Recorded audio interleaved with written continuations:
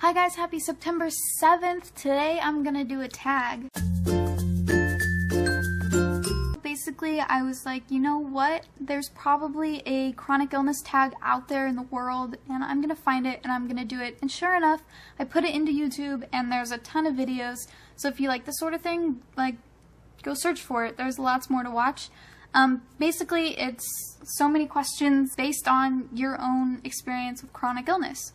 And so today I'm going to answer a few, and then there's probably going to be like a part 2 and a part 3, depending on how long this goes.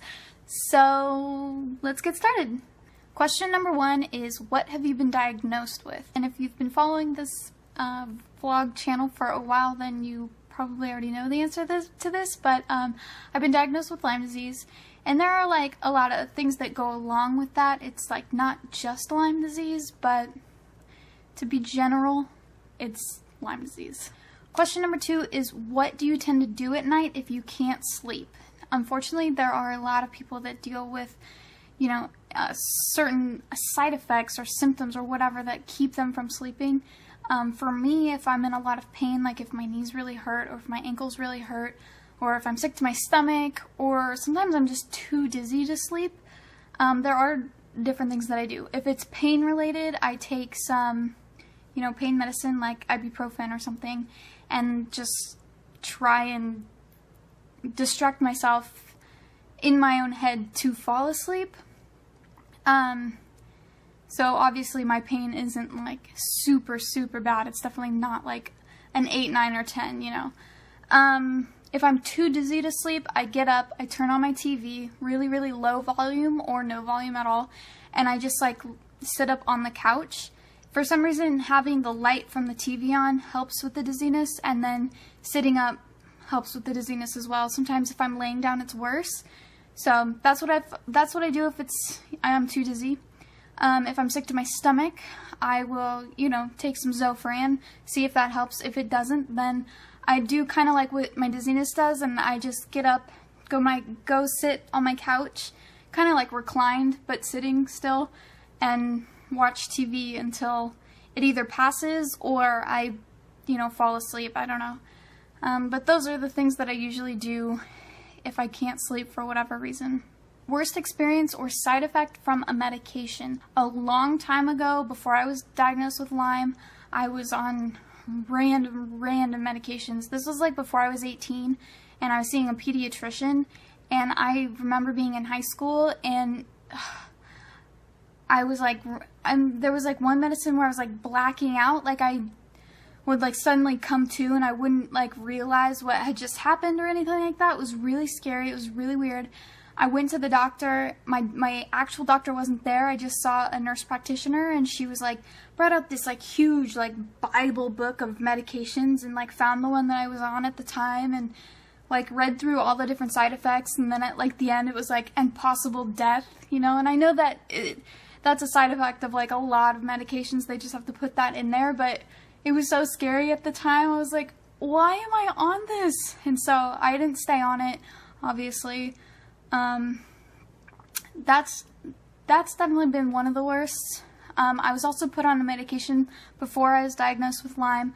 I was misdiagnosed with Meniere's disease, and I was put on a medication for that, and I got the most intense burning headaches ever. I could not stand them. It was so painful, and it was just excruciating and awful, and I stopped taking that medication as well. And it's good because I don't have Meniere's disease. That was a misdiagnosis. But yeah, those are probably the two worst. Those are the two that I think of off the top of my head that like first came to me. Describe your social life. I don't have a social life. No, I really don't though. The most social I get is online, people that I've become friends with over the internet since I've been so sick. You know, I talk to people on Twitter, and I talk to people on Tumblr, and I talk to some of you guys, but I don't know, day to day I don't ever hang out with people. The most social I get is, you know, going to the grocery store with my mom. Like, I don't have a whole lot of a social life since being sick. People don't really want to hang out with someone who's sick. It's it's hard for people to come over. I also don't have a house that's very welcoming towards visitors. Like, the people are friendly, but like the environment, it's difficult. It's hard to have people over. And I'm also really terrible about keeping plans because I have no idea how I'm going to feel tomorrow when I wake up. I don't know if tomorrow's going to be a good day or a bad day. So if something comes up, and if I make plans, something comes up, and I don't feel well enough to go, I can't go. You know, I can't push through it. And even if I did push through it, then I'd end up feeling miserable. You know, whoever I was hanging out with would probably not be having a good time, you know, so it's hard. It's hard to balance a social life with a, you know, chronic illness. Some people do it though. I'm aware that it's a thing that some people have been able to do, but I haven't been able to figure it out. And it's hard being an adult and trying to make new friends as an adult, because even on days that I feel good, I'm like, yeah, I want to be social, but it's like I almost don't remember how to do that because it's been so long since I've been able to. So, it's tough. That's it for today's questions. The next part will be in a couple days. Thank you guys for watching. I encourage you to fill this out yourself, either in a video or in the comments or wherever you choose to do it. Even if you're just doing it in your head, go ahead and answer them. If you put them in the comments, I will definitely be reading them. That'll be cool. And I hope you guys are having a good September.